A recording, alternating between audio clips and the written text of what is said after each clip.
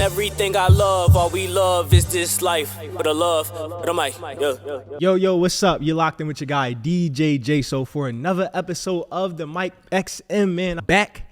I know y'all missed me. I know y'all wanted to know what was going on in the culture. And today, we got another special guest, man. We locked in with my guy, Domi Dow Jones. What's up with you, bro? What's up, brother? I'm feeling good, man. Happy to How be you here. feeling? Yeah, I'm good. Touchdown in Philly, it feels great, man. Yeah, we outside, bro. So we know you're not from Philly.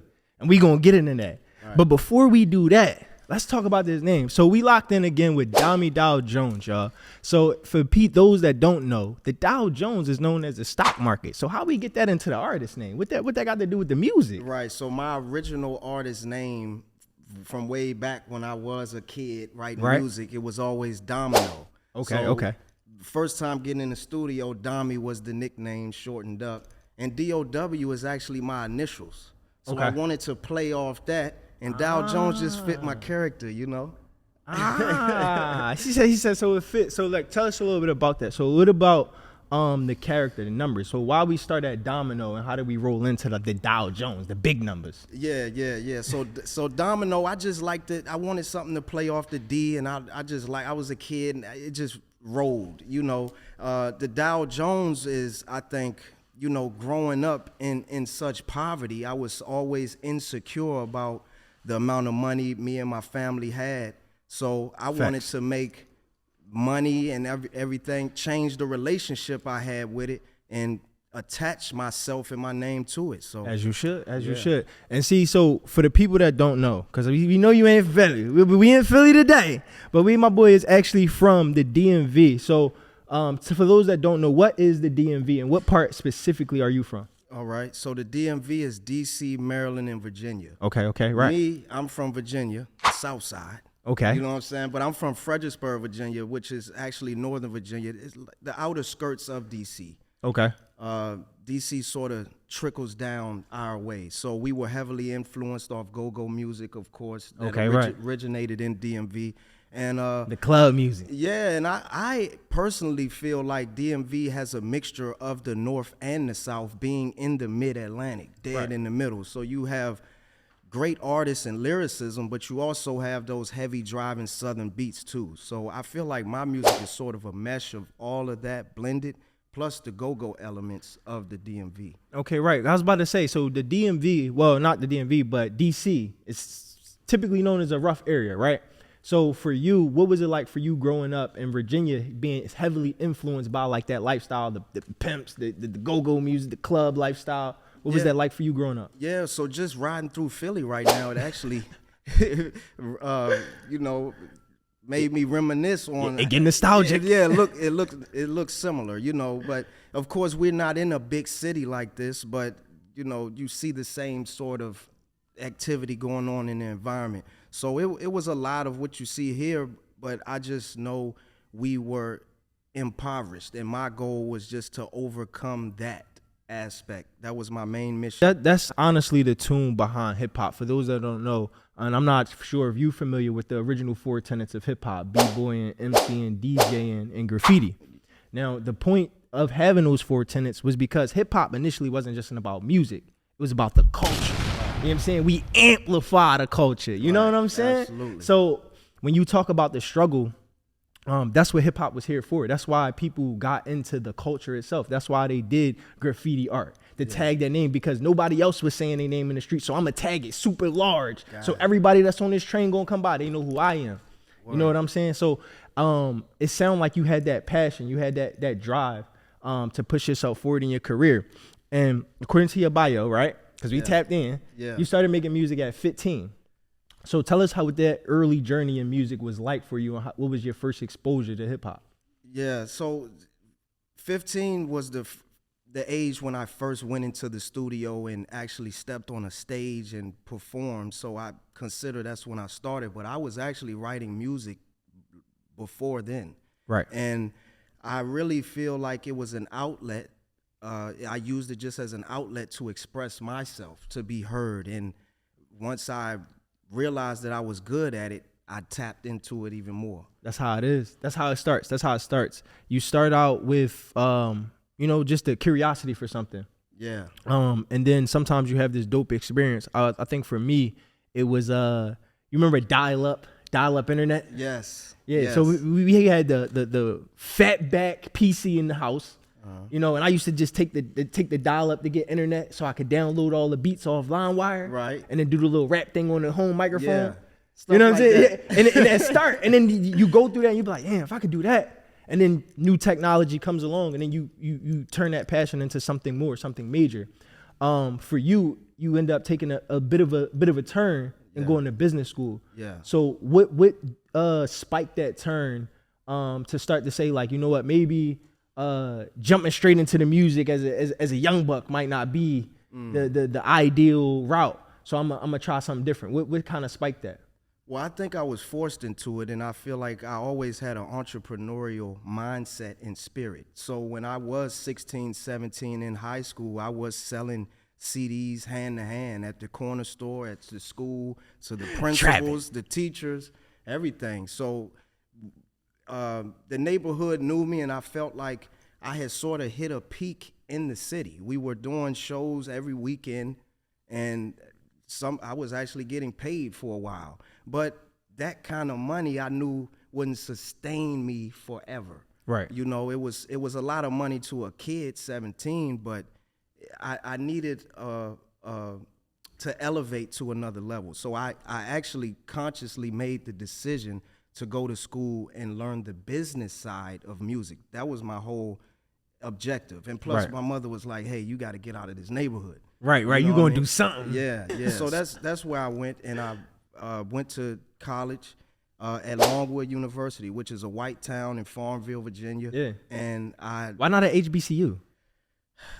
I ask everybody that. I went to an HBCU, so I gotta talk my shit. I gotta come and be like, you know, HBCUs. Like, see, to be honest, I thought I would get a better education going to. Oh, come on! I'm serious, bro. I'm serious. And so I just took wherever I was accepted. Yeah. You know what I mean? I feel that though. Yeah, sort of. Had to get in. I had to get in somewhere. Right. You know, so I didn't finish there. I did 3 years, came home, started back over, minimum wage and everything. Yeah. And worked my way back up the ladder through just hard work, honestly. Yeah. I landed a job as a janitor. I was taking online classes. Finally got my degree, and they gave me a congrats, bro. Shot. Let's get it. Let's get it. Yeah. Cut round for my man. One time. Cause it's not easy. I'll tell you that right now. Yeah. You know, I would say definitely being in HBCU, what I know that we have that at most predominantly white colleges don't have. You don't have the culture. Right. You don't have that older teacher that's like, man, come here. Why you ain't turn that essay in? Why you ain't? Miss So-and-so done told me you ain't doing right in class. You know what I'm saying? You get that home feel, that cultural feel where on those days where you don't feel like going to class, on them days where you like, man, this is a lot, that get you through. Yeah. Like I got professors now that we were so tight, they, you know, we still talk to this day. You know what I'm saying? And I know for a fact I wouldn't have got that at Westchester. No. I wouldn't have got that at Temple. You know, shout out Philly, but you know what I'm saying? It's not the same. You know what I'm saying? Right. It's not. But shout out to you for regardless of that, not having that home feel, still making it through, bro. Yeah, thank you. It ain't sweet. It ain't definitely ain't sweet. Right. So outside of working as a janitor, you also worked in IT, right? Correct. So in that experience in IT, did you feel more stable working in that 9 to 5 experiences than you do maybe today as an artist? Well, to be honest, yes, the stability is good. Yeah. But I'm thinking about the future in the long haul. I don't want to work forever, you know. And if I do, I want to just do what I'm passionate about. So I love the creative process of making music. So I pursue the passion. But at the same time, I use the money from the tech to invest in artistry. Right. I'm pretty sure you learned a lot too, right? Absolutely. I mean, because in IT, we talking about data systems. You know what I'm saying? We talking about firewalls and all of this other shit. We talking about HTML. We talk about IT. we talking about a lot. Right. So I'm pretty sure especially in music now, music has become more of we in a digital age of music, right? It's streaming platforms and YouTube and your Patreon and right. This is how people starting to monetize the digital world. So coming from that background and being in IT, how did you apply some of that knowledge to your music career today? So I always want to add value to a situation wherever I'm in. When I was a janitor, in tech, even in music, I always wanted to add value and be invaluable, you know, where I can't really be replaced. God. Yeah, my absence is felt, you know, so that's the mindset that I go into, and I just work hard. That hard work has gotten me to where I am today, regardless of what I was actually doing. I was just giving it my all, and you elevate as a result of that. That's a fact. That's a fact. See, and people don't have that resilience though, bro. Especially like in the music world, they forget that part.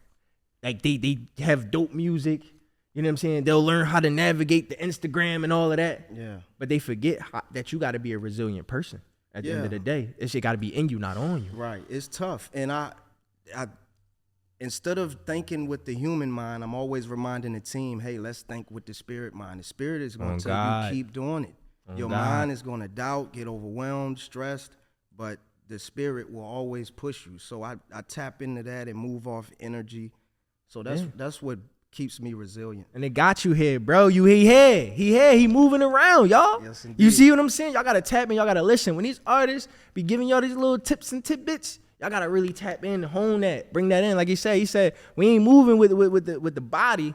He said it's a conscious mind, a spirit mind. You know what I'm saying? That's a whole nother level we got to tap into, man. So I appreciate you coming through, bro. We ain't going nowhere yet. Before y'all stay tapping, we ain't going nowhere. So we got to get into this music. Word. Now we got to get into this music, right? So you started out, we got the first complete project, the first complete album in 2020, right? And that's Growing Pains. Growing Pains. Now you had two. He had two. The second one was Domination. So before I get into my favorite and what I was fucking with personally, right? Okay. Tell me, what was the difference in the creation between those two albums during that time? So Domination was actually a college album I put together while in college. We just released it on DSPs in 2020.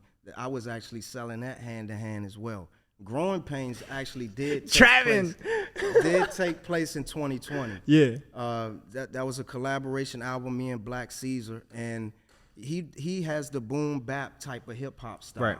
So it was a way for me to display my lyricism, and it was actually used for therapeutic purposes, Growing Pains. Right. So it was very sentimental and personal. Right. Because honestly, that boom bap style, bro, a lot of people don't like it. Yeah. A lot of people don't. I'm just keeping it buck. A lot of people just don't. That's not their gist. And me personally, I'm not even a boom bap type person, right? And this is why, and I say that to say, regardless of that, I still found something I liked on that album. Word. I took the time to go through, listen, not this one, not this one, not that. Wait, hold on. We got one. You know how some people be like, listen to this, bro. I promise it's gonna be something you like. You listen to the whole shit and the shit trash. Gotcha. It's trash. But no, I found one I like, y'all. So make sure y'all tap in with the earlier albums, Growing Pains. For me, it was Broken. Broken was my shit. It reminded me of how I grew up. It was nostalgic for me. Yeah. You know what I'm saying? When you said 7 deep, 3 bedrooms, I was like, oh shit, this is the real. He real for real. Yeah. He been through some real. Yeah. So tell us a little bit about that song, Broken, and what that meant for you. Well, it was really dedicated to us that have come from broken homes. Right. That's the whole gist of it. And I just wanted to tell my story of my upbringing. I did earlier records when I was younger. Facts. And people really gravitated to them. So I said, hey, let me go back to, people wanted to hear the story, right? The man behind the music. So I try to give them that in the music. Yeah, and today we definitely getting into the man behind the music today, y'all, man. So, and now, currently, he heating up. As I said, he moving around. And now we got this new single, What's Happening? What's Happening? You know what I'm saying? We got the new What's Happening, y'all. Listen, Y'all gotta tap in. Now y'all see, I done found me a personal favorite, but now we got this new track, and this new track heating up. It been on social media. So tell us the inspiration behind this new track. What's happening? This is produced by JSO. Right. And as soon as I heard the beat, I have an ear. I know what type of record it's going to be. And I felt like this record isn't for me, it's for the people. On God. So creating it, I automatically knew, yeah, this is going to be something. And it turned into a summer anthem. 2024, we here. We outside. What's happening? You know what's crazy? What's crazy is that's a long way from the boom bap style. Absolutely. I was like, that's how you turn it out. Where you give for them old heads they still rock with that. They still, because the lyrics was cool. I want to say that too. Like, I didn't say that before, but throughout the albums, consistently lyrically sound, right? Thank you, bro. You know what I'm saying? But it's always, for me, I'm a beat person personally, and I make beats. So it's like, for me, I want that joint to knock. Right. You know what I'm saying? That's just my personals. Right. You know what I'm saying? But if you do catch me on some crazy lyrics, I'ma still fuck with it. Right. You know what I'm saying? I feel like a lot of people like that.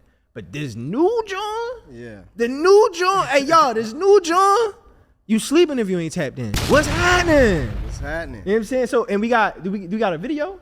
Yes, the video is on the way, July 12th. Okay, so it's on the way. So y'all gotta run them numbers. That's what he's saying. He like, look, Yeah. I can't give you the video yet because y'all ain't running numbers up yet. So if y'all run it up, you might get the video early. We never know. You know what I'm saying? Put some pressure on him, y'all. Put some pressure on him. Yeah, it's done. It's done. We just waiting to release. Yeah. Yeah. Yeah, I can't wait to see it, man. Look, I did get to see the clips that you put out.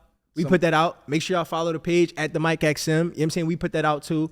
But I want to see the whole thing now. Yeah. We got golf carts. Yeah. Leading up, we got a lot of behind the scenes we're going to share leading up to the 12th. But yeah, I'm excited for the world to see it. Oh God. Hey, so make sure y'all tap in with Domi Dow Jones, y'all. Listen, because he said he got some behind the scenes coming up. So if y'all ain't following, you going to miss it. Yeah. So don't miss out. Don't miss out being a hater. You know what I'm saying? For a lot of people, that's their favorite part. The creation process. That's Right. what they want to see. You Oh know, God. be So a- you definitely doing what you supposed to do. You lining up all the ducks, bro. Yeah. You're lining the ducks up in a row. So before we get out of here, we gotta have a little fun. Okay. So let's just say we had, I don't know if you ever seen one of the movies, a random guy come up, he got a box or something. He'd be like, I'm gonna give you a question, and depending on how you answer is what we gonna go what's in this box. Right? Okay. So that's the game we gonna play today. So say in this table is infinite possibilities right here, right? Okay. Infinite possibilities. But then we got the reality sitting with us too, right? And we're gonna have to choose. So if you could take an IT management, right? It's in the box. It's in the box. Take an IG management position, $250K per year, every year, right? Or, but here's the thing. Kind of take most of your time. You don't got no free time. You got this is it. It's like Okay. we salary, we tapped in, we gonna make sure you paid, but you gotta give us that time, right? Okay. Or, right, stay a starving artist for 5 years making less than 40K a year. Like it's no way you gonna be able to adjust this. Like these is the two options. Is either you stay 5 years down, making less than 40K the whole year, or you get this 250 baht for the rest of your life, guaranteed. Just ain't got no free time, bro. Yeah, I feel like I'm being asked to choose between money or artistry. Damn, that's basically what. There we go. You know what I mean? The box is on the table. Man, I love the process of creating music, Yes. but you absolutely have to have money to live, especially the lifestyle I've grown accustomed to living. Right. So I feel like my whole life I have been juggling that question, Right. trying to compromise the two. All artists, and honestly, this is why I said it was gonna be fun. All artists go through this actual mental struggle. Like we making it a joke here, but in reality, people really deal with this struggle, this battle of, do I care more about being able to create, to have my freedom to create when I want to, or do I care more about stability? And then when you get kids and shit like that, it really get real, because now you're like, baby gotta eat, baby need some shoes. Yeah. Mama need the house. Like, You're right, and that's why your happiness has to be your priority. On God. You know, so whatever fills you is what you need to choose. So what would you choose? Cause you ain't say nothing yet. Man, is he easy? Like he don't want to answer, y'all. Yeah, I done got him. It's a tough one to answer, man, because honestly, I would take the money and find a way to do the art. I would find a way to do my art still, man. Yes, bro, you're selling out, bro. You're selling out. Because I just told you, they not giving you time. If you get the money, they not giving you time. That's the law. You know that. You could try. Well, you can have hope. Yeah, hope is always good, but it's like reality is. Remember what I said? We got the box on the table, bro. It's reality. So you know why I would choose the art? Because you said it had a duration. It was 5 years. Damn, he didn't found my loophole. He found my loophole, y'all. Goddamn, he done found the loophole. Absolutely. So which is it before I go off? The art.